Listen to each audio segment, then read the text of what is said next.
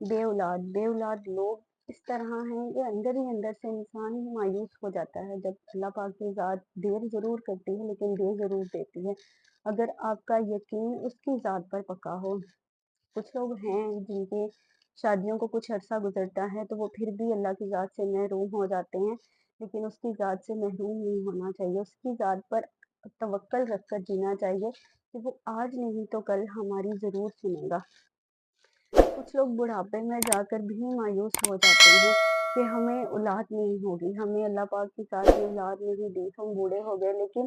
وہ یہ کیوں نہیں سوچتے کہ خدا تعالیٰ کی ذات ہر چیز پر قادر ہے، اگر وہ سوکھے درخت کو ہرا کر سکتی ہے تو وہ بڑھاپے میں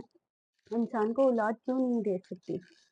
جیسے کہ یہ واقعہ جو بہت ہی چھوٹا سا ہے، مختصر سا ہے، لیکن اس سے ایک بات پتہ چلتی ہے کہ معجزات ہوتے ہیں۔ حضرت مریم علیہ السلام کے ذریعے بھی اور حضرت زکریا علیہ السلام کے ذریعے بھی، ہر چیز کے ذریعے یہ پتہ چلتا ہے کہ معجزات ہوتے ہیں اور معجزات ہو سکتے ہیں اگر خدا تعالیٰ کی ذات چاہے تو۔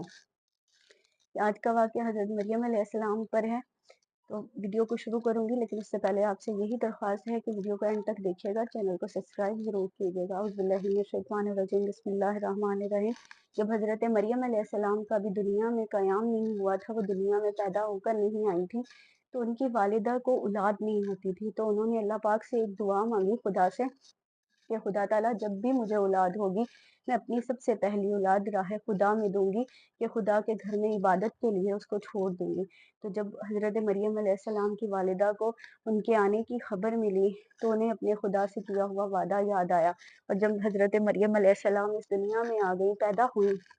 تو انہوں نے جب اٹھایا ان کو تو دیکھا تو وہ لڑکی تھی۔ جب انہیں پتا چلا کہ میرے یہاں لڑکی پیدا ہوئی ہے تو وہ پریشان ہو گئی اور سوچنے لگی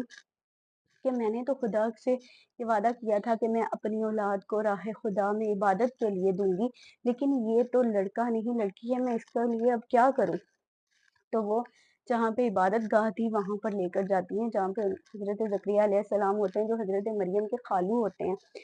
وہ وہاں پر لے کر جاتی ہیں، تو وہ ان کو سارا واقعہ بیان کرتی ہیں کہ میں نے اس کے پیدا ہونے سے پہلے اللہ تعالیٰ سے یہ دعا کی تھی خدا سے کہ جب بھی مجھے اولاد ہوگی میں اس کو راہ خدا میں دوں گی،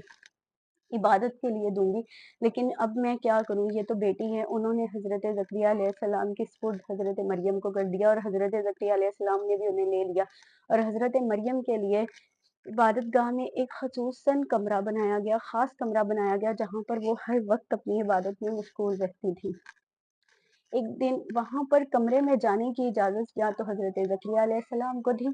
یا حضرت مریم علیہ السلام خود ہوتی تھی، ان کے علاوہ نہ کوئی وہاں پہ جاتا تھا نہ کوئی آتا تھا، کیونکہ ہر ٹائم حضرت مریم علیہ السلام اپنے خدا کی عبادت میں مصروف رہتی تھی، مشغول رہتی تھی۔ تو ایک دن جب حضرت زکریا علیہ السلام نے حضرت مریم علیہ السلام سے ملنے کے لیے ان کے دروازے پہ گئے اور دستک دی اور وہ اندر گئے، تو وہاں پر دیکھا کہ حضرت مریم علیہ السلام اپنی عبادت میں مگن تھی۔ وہ وہاں پر کھڑے ہو گئے اور پاس میں دیکھا کہ ہر قسم کا پھل موجود ہے۔ حضرت مریم علیہ السلام کے کمرے میں ان کے آس پاس ہر قسم کا پھل موجود ہے، تو حضرت زکریا علیہ السلام بہت حیران ہوئے اور حیرانگی سے حضرت مریم سے پوچھا کہ مریم یہ پھل کہاں سے آئے؟ تو حضرت مریم علیہ السلام نے فرمایا کہ یہ وہاں سے ہی آئے جس کو میں ہر وقت یاد کرتی ہوں، جس کی میں عبادت کرتی ہوں، یہ پھل وہیں سے آئے ہیں، مطلب کہ یہ خدا نے ان کے لیے بھیجے تھے۔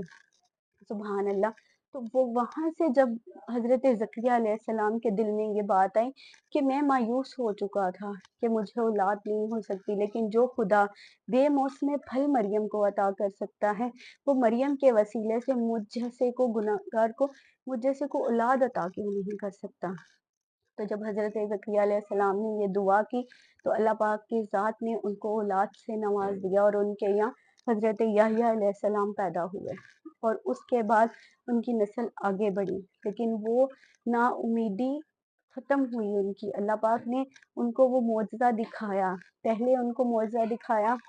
حضرت مریم علیہ السلام کے کمرے میں بے موسم پھل دکھا کر، پھر اللہ پاک نے ان کو معجزہ دکھایا ان کی اولاد حضرت یحییٰ علیہ السلام کی صورت میں۔ खुदा ताला की ज़ात किसी भी उम्र में मुआवज़े कर सकती है, लेकिन यकीन होना चाहिए और किसी के तौफ़ैल, किसी के वसीले से माँगे। उन्होंने हज़रत मरियम अलैहिस्सलाम के वसीले से माँगा क्योंकि वो खुदा की नेक बंदी थी, वो हर टाइम खुदा को याद करती थी, उनकी इबादत में मशगूल रहती थी।